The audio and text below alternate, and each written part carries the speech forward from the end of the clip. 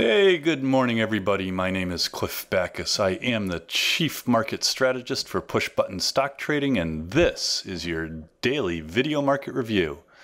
But before we start, as a friend of mine frequently asks, if I was stranded on a desert island, what would I need? Well, I'd need three pieces of software. highgrowthinvestors.com, freestockcharts.com, and MarketSmith. MarketSmith is a set of investment research tools for mastering the market, offering a set of extremely robust stock screeners, charts, and pattern recognition. More importantly, we use MarketSmith to generate our stock checklist, which we use to develop our universal watch list. Take a free trial of MarketSmith. Next, we have freestockcharts.com, which is a Warden Brothers product and has all the versatility of their TC2000 program on an a la carte basis. These are the charts we use in our daily video market review. I use the premium version, but they also offer an advertising-driven free version. And lastly, I would need highgrowthstock.com, HGSI. HGSI is a remarkably versatile product that I use for analyzing and screening data. The Spectrum Analyzer is an HGSI product, and you can get a 1-month free trial of highgrowthstock.com, and you don't even need a credit card. And that's our commercial for this week. Well, that was a bad week for the bulls, with the S&P 500 down 5.8% from Friday to Friday, and the NASDAQ down 6.8%. The NASDAQ's now down more than 10% from its July 20th high.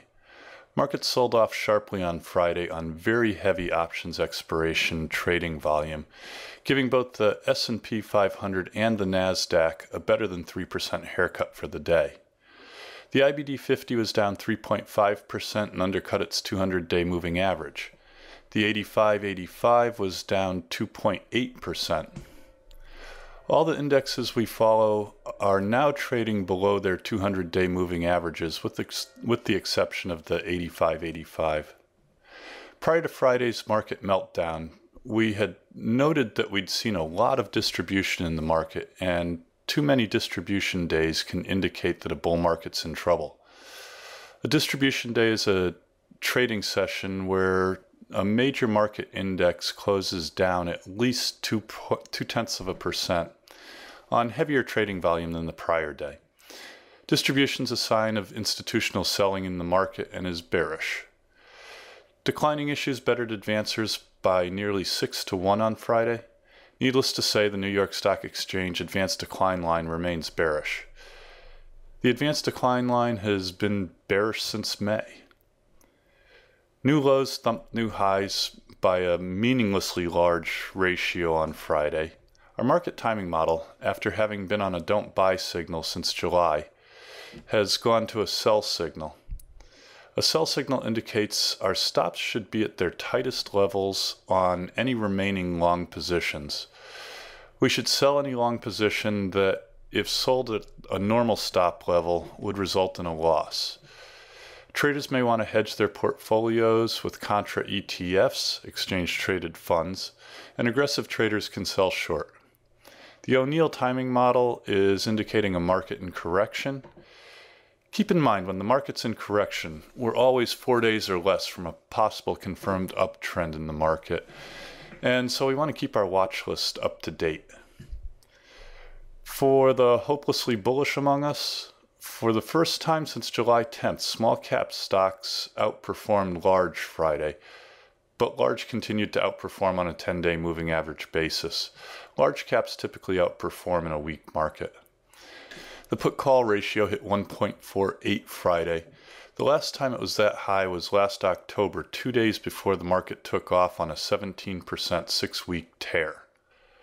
Our swing timing model is indicating an extremely oversold condition in the market. Keep in mind, oversold markets can become a lot more oversold. In this weak market, we should continue to err on the side of caution. Okay. What we're looking at here is a list of 177 industry groups sorted in HGSI, High Growth Stock Investors, by 5-day percentage price change.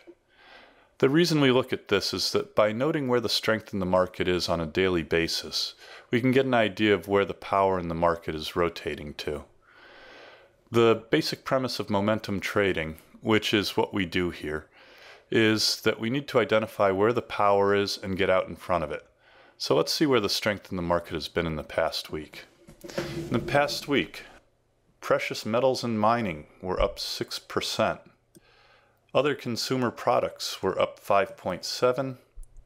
Computer hardware and storage were up 4.5%.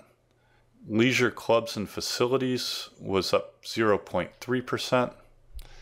And home builders were only down 0.4%. Home builders have been acting well here, and what I'd like to do is I'd like to drill down a little bit on the home builders. We'll change to the index group and we'll bring up a couple of charts. Notice how most of these home builder stocks seem to be putting in a low and beginning to work on the right side of first stage bases. This is UCP, Hovnanian, Lennar, Comstock Holding, MI Homes, DR Horton, NVR, and WCI Communities. Let's take a look at the NASDAQ Composite. What we're looking at here is the NASDAQ Composite going all the way back to November of 2012. In November of 2012, the NASDAQ started this intermediate term uptrend. Notice how we've undercut that uptrend. That's a bearish sign for the market. Zooming in a little bit, we see that the NASDAQ on Friday was down 171.45 points, or 3.52%. Bad day. NASDAQ closed at 47.06. Trading volume, although it's not shown here for some reason, was extremely heavy. Was heavier than the prior day, and that gave us another distribution day. For you followers of William O'Neill, the NASDAQ is now in a market in correction. NASDAQ undercut support down here in the 48.47 area. As we noted before, it undercut this intermediate term trend line. Our market timing model is indicating that the market is on a sell signal. We've been on a don't buy signal since the end of July, and a sell signal indicates that our stops should be at their tightest levels on any remaining long positions. We should sell any long position that, if sold at our normal stop levels, would result in a loss. Traders may want to hedge their portfolios with contra ETFs, and aggressive traders can sell short in this market. Let's take a look at the S&P 500. The S&P on Friday was down 64.84 points, or 3.19%. It also undercut its intermediate term uptrend and is now in a sideways pattern.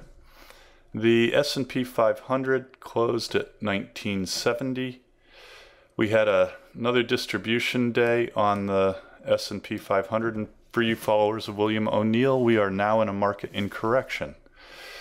The S&P undercut support down here in the 2044 area. The S&P is on a sell signal. We've been on a don't buy signal since the end of July. Let's take a look at some stocks that we may be interested in watching. But before we do, just a note. All of the individual stocks that we talk about in our video market reviews are from our universal watch list, which you can view by going to the pushbuttonstocktrading.com homepage and clicking on blogs, then daily spreadsheet, and then clicking on the link. Depending on the operating system you're running, you may need to click on a dialog box to open the spreadsheet. Once the spreadsheet's open, you simply go down to the Universal Watch List tab, click on the tab, and that will bring up our Universal Watch List. To qualify for our Universal Watch List, a stock has to have satisfied at least 72% of our stringent technical and fundamental criteria, and continue to satisfy at least 62%. Out of our trading universe of over 7,000 stocks, there are generally only about 50 to 90 stocks that meet these strict criteria and make our universal watch list. These are the only stocks we review in our daily video market review, and for the most part, they're the only stocks that we use in our trading strategies. That noted, I want to keep in mind that the market right now is in correction, but anytime the market's in correction, we're no more than 4 days away from a possible confirmed uptrend in the market. And so it's very important that we keep our watch list up to date. There aren't a lot of stocks out there that look particularly good and that I want to keep on our watch list, but there are several stocks that don't look bad. The first is CDW Corporation. CDW provides information technology, hardware, and software products to customers in the US and Canada. The stock right now is working on a first stage base. It actually broke out of this first stage base back in the beginning of August, but has fallen back into its base. If the market was to confirm the uptrend and CDW was to break above its pivot point at 39.32, it might be a good buy. CDW gets a checklist rating of 64. Next, let's take a look at Century Communities. Century builds single-family detached and attached homes in the major metropolitan areas in Colorado, Texas, Georgia, and Nevada. Century is part of the home builders industry group, which I really like at this point and would look for leadership in the next confirmed uptrend in the market. Century is working on a first stage base. It actually broke out of the first stage base last week, but has fallen back into it. Century has a $22 pivot point, gets a 72% checklist rating. As I said, it's a member of the home builders industry group, which I think is a particularly powerful industry group at this point and may be a good place to look for leadership in the next confirmed uptrend. Paycom Software provides cloud-based human capital management software that manages employment lifecycle and for employers and employees. The stock broke out of this late stage, third stage base at the beginning of last week, but has fallen back into that base. We have a pivot point of $39.75. Paycom gets a 72% checklist rating. Note how Paycom is holding its 50-day moving average here. Paycom might be a good place to look in the beginning of the next confirmed uptrend in the market. Adaptus Healthcare owns and operates 55 freestanding emergency medical care facilities located in Texas and Colorado. The stock has been in this really nice uptrend that's been respecting its 50-day moving average, going all the way back to March of this year. We have a pivot point of $123.97. Note how Adaptus held its 50-day moving average on Friday. We get a 68% checklist rating, and Adaptus is working on this downtrend line, which may be a good early entry point in the event that the market confirms the next uptrend. And finally, Virgin America is a low-cost airline offering premium services with scheduled air travel in the continental United States and Mexico. Virgin Air is working on this first stage base with a $36.70 pivot point, gets a 76% checklist rating, and is also another industry group that I really like at this point in the market. I do believe airlines have the potential to show leadership in the next confirmed uptrend in the market. Keep in mind, we're on a sell signal in the market. The stocks that we've looked at are watch list stocks. They're not stocks that we necessarily want to buy at this point. They're stocks that we want to keep an eye on in the event that the market confirms the uptrend in the next week or so. That's about all I have for today. If you want to talk about any of the stocks mentioned today or any of our market strategies, please feel free to give me a call, drop me an email, or make an appointment. Come by the office, see what we're up to. Contact information is on the home page. For daily access to our model portfolios, trade updates, and more up-to-date information on our trading strategies, please take a minute to go to our subscription page and subscribe to Push Button Stock Trading. You can also follow us on Twitter at PushButtonStock. Again, my name is Cliff Backus. That's your daily video market review. Have a safe and profitable day. Keep your stops in place, and I will see you again tomorrow. Please stay tuned for our important disclaimers. All the best. Disclaimers. Push Button Stock Trading Video Market Review is produced and edited by Clifford B. Backus. Mr. Backus is a Senior Vice President of Investments, Technical Analyst, Portfolio Manager, and Partner with the investment firm of Ohanneson Liqueurs Incorporated. Video Market Review is produced solely for the benefit of our clients, friends, and colleagues. Anything written, stolen, and/or plagiarized in this publication is done without malice. Further, the analysis and opinions expressed in this publication are strictly those of the editor and not of Ohanneson Liqueurs Incorporated, its affiliates, subsidiaries, or any of the officers or employees of Ohanneson Liqueurs, Inc. On that note, we submit the following.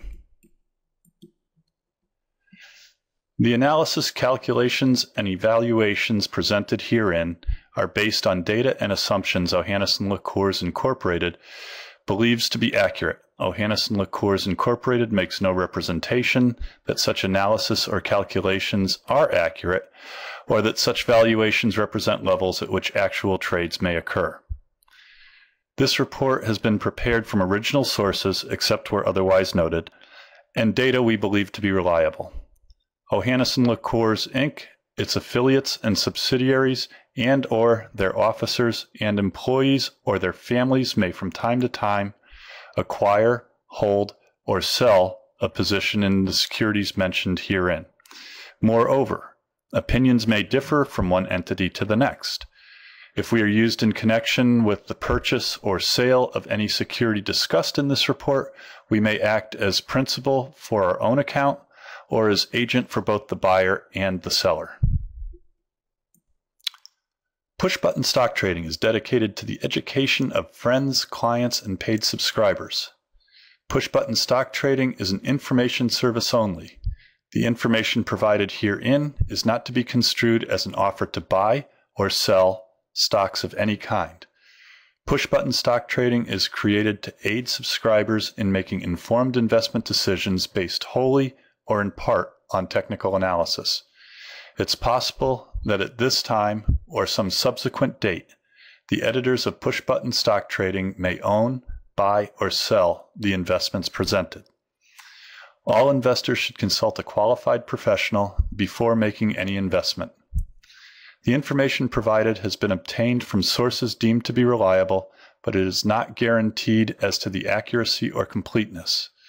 The editors of Push Button Stock Trading make every effort to provide timely information to subscribers, but cannot guarantee specific delivery times due to factors beyond our control.